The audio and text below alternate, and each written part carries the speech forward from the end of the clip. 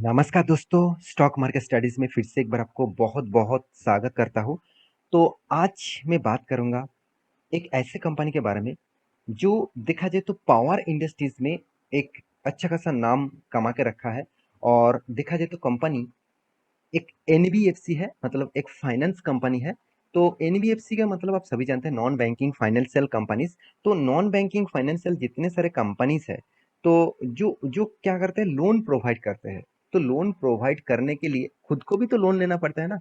तो मान के चलिए, बैंक बैंक क्या करते हैं, बैंक का काम क्या है, बैंक कस्टमर से करेंट अकाउंट से, सेविंग अकाउंट से, एफडी से, बहुत सारे चीज से कंपनी बैंक क्या करते हैं, पैसा मार्केट से लेते हैं। और एक परसेंटेज रिटर्न देने के बाद वो क्या करते हैं, उसी पैसे को लोन के हिसाब से दूसरों को देते हैं और वहां से ज्यादा इंटरेस्ट लेते हैं। और यही से बैंक चलता है। तो सेम टू सेम अगर फाइनेंस कंपनी भी काम करेंगे, मतलब मान के चलिए एनबीएफसी।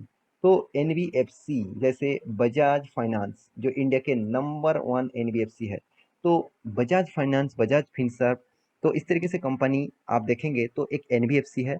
तो ये क्या काम करते हैं, दूसरे लोगों को कोई कोई घर घर खरीदना है, कोई प्रोडक्ट खरीदना है, कुछ भी आपको चीज खरीदने के लिए आपको लोन लेना है, गाड़ी खरीदने के आपको लोन लेना है, तो इस तरीके से फाइनेंस के माध्यम से काम करते हैं। तो फाइनेंस कंपनी कहाँ से पैसा मिलेगा, तो बैंकिंग को चलो मानता हूँ, बैंकिंग के पास आपको पैसा आ जाएगा कि सेविंग्स करंट अकाउंट से पैसा आ जाएगा।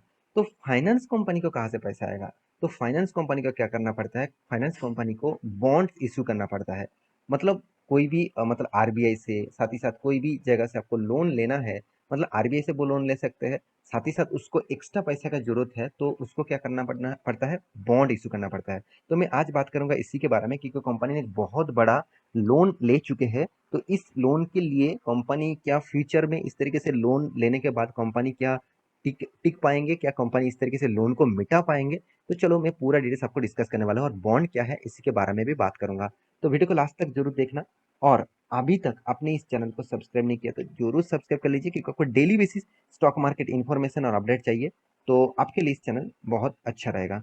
तो सबसे पहले मैं बता दूं बॉन्ड्स क्या है। देखिए, बॉन्ड्स एक ऐसे चीज होते हैं, मान के चलिए कोई भी कंपनी है, उसको पैसे की जरूरत है। वो क्या करेंगे, मान के चलिए वो आरबीआई के पास जाएंगे, मतलब कोई भी फाइनेंस कंपनी वो आरबीआई के पास से, तो रिजर्व बैंक से वो लोन ले सकते हैं।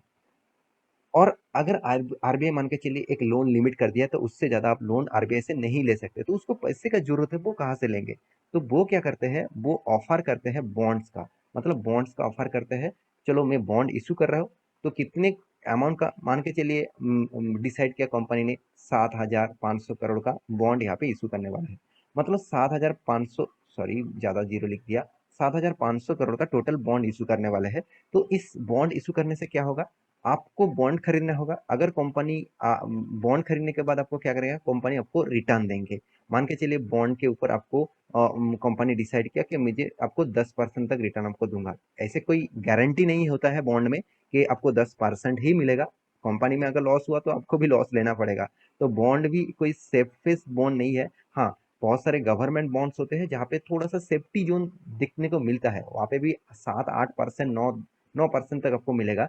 अगर कोई कंपनी का बॉन्ड आप खरीदारी करते हैं, तो वहां पे आपको सेफेस्ट जोन में अराउंड अराउंड 10-12% तक बॉन्ड मिल ही जाता है।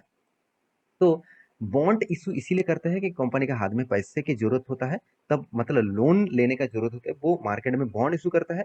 तो उस इशू से कंपनी के हाथ में पैसा आ जाता है, जितने सारे लोग बॉन्ड्स खरीदते हैं, और साथ ही साथ उसी के मतलब बॉन्ड पैसे में कंपनी बिजनेस करते हैं। तो बॉन्ड्स देखा जाए तो at a type of loans है। तो लोन्स मार्केट से उठा रहा है, तो एक लीगली माध्यम से, इलीगली कोई भी माध्यम नहीं है। हाँ, इसमें आपको जब बॉन्ड आप खरीदारी करेंगे तो वहाँ पे लिखा, मतलब आपको देखने को मिलेगा ही उस मतलब रिपोर्ट में, कि आपको बॉन्ड से जो रिटर्न देने का जो अनाउंसमेंट किया है, करीबन 10%, 12%, यहाँ पे कोई फिक्स नहीं है, और यहाँ पे कोई गारंटी नहीं है। आपको इससे कम भी मिल सकता है और इससे भी ज्यादा भी मिल सकते हैं। तो कंपनी ने डिसाइड किया, आप देख सकते हैं कंपनी कौन सा है, आर ए सी। तो आर ए सी जो है, सॉरी आर ई सी जो है, वो एक गवर्नमेंट फाइनेंस कंपनी है। आप देख सकते हैं यहाँ पे, seeks shareholders note to raise up to 75,000 crore via bond, मतलब तो बॉन्ड के माध्यम से वो भी 75,000 करोड़ यहाँ पे उठाने वाला है। कितने ज्यादा पैसा उठाने वाला आप देख सकते हैं। कंपनी का मार्केट कैप कितना है? 28,400 करोड़। और कंपनी 75,000 करोड़ का यहाँ पे बॉन्ड इशू करके फंडिंग उठाने वाला है। तो ये ऑब्वियसली एक डेप्थ है। तो पहले से ही कंपनी करीबन करीबन 3.5 लाख करोड़ का डेप्थ लेके रखा है। और भी यहाँ पे डेप्थ ले रहा है, मतलब और भी कर्जा ले रहा है। मतलब यहाँ पे डेप्थ ऑफ इक्विटी जो है वो और भी बढ़ने वाला है। तो कंपनी जो लोन लिया, क्या सही है क्या गलत है वो तो अलग बात है, क्योंकि फाइनेंस कंपनी लोन लेगा ही, क्योंकि उसको बिजनेस चलाने के लिए लोन लेना ही पड़ता है।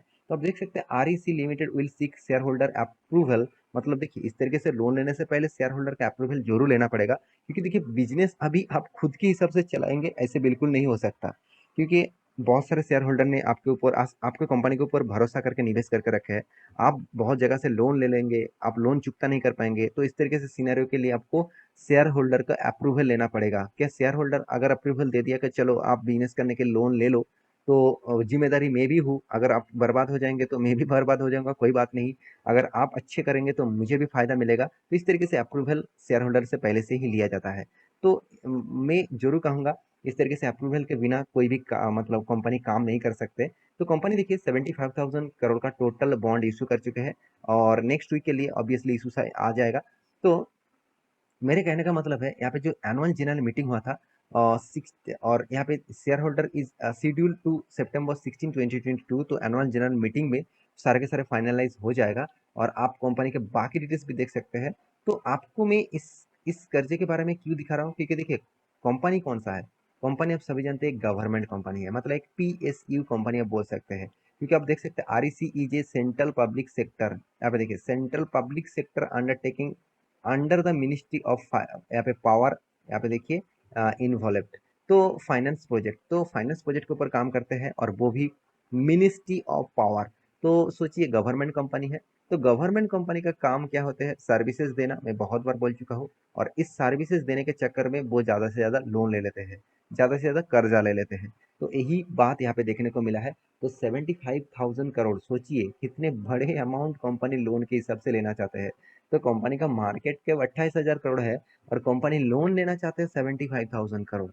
तो वो भी बॉन्ड इशू करके। ऑब्वियसली यहाँ पे बॉन्ड इशू कर रहे हैं, मतलब कंपनी कुछ सोच समझ के ही कर रहा है, कंपनी का बिजनेस के लिए ही कर रहा है। तो कोई पॉजिटिवली आपको जरूर सोचना चाहिए, क्योंकि फाइनेंस कंपनी इस तरीके से काम जरूर करेगा। अभी देखना है कंपनी का जितने सारे कंप्यूटर है उसके हिसाब से कंपनी ने कितने लोन लेके रखा है।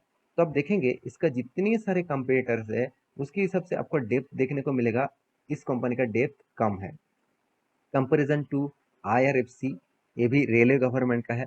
पावर फाइनेंस फाइनेंस कॉरपोरेशन, ये भी एक गवर्नमेंट कंपनी है। और आरईसी, ये भी एक गवर्नमेंट कंपनी। तीनों गवर्नमेंट कंपनी का ही सबसे ज़्यादा लोन देखने को मिलेगा। बाकी देखिए जो नॉन गवर्नमेंट कंपनी है, मतलब एक प्राइवेट कंपनी है, उसका लोन आपको उतना ज़्यादा नहीं दिखेगा। तो आप कहेंगे सर उसका ग्रोथ भी तो कम है। हाँ, आपके बात भी सही है। वो बहुत छोटा कंपनी है।